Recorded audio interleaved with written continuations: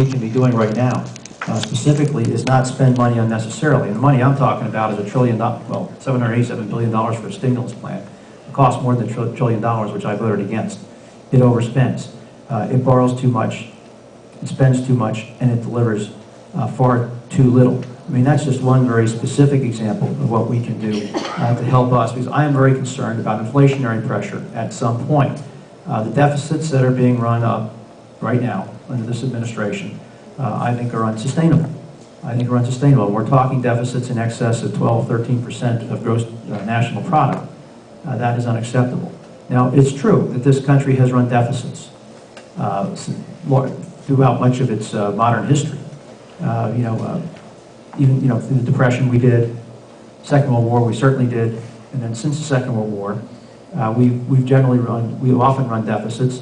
The worst deficit we had until this year was about one in the early 80s, 81 or 82, of a deficit of about 6% of gross national product during the Reagan years in the Democratic Congress.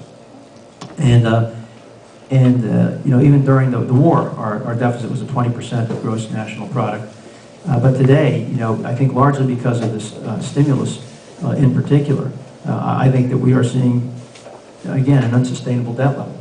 And the fear I have now is one reason I oppose this bill, because what that does, too, it will further drive our deficits well into the future. And not just the first 10 years. It's the second 10 years. The federal government does a lousy job of projecting long-term entitlement costs. You don't do a good job of it. We usually say, okay, Medicare in 1965 was going to cost whatever we projected. Its costs far greater than that. And we just don't do a good job of it. I believe that the costs here in this legislation are significantly understated. You talked about the aid bill. We have treaty obligations with Israel and Egypt and Jordan, and a bunch of our aid actually goes to countries like Pakistan and Israel, Egypt. Part of it is going in to help with the search for Osama bin Laden. That's a big part of what we're doing in Pakistan. So we do have some obligations that we are going to have to deal with that are non-military, but it does support our efforts globally.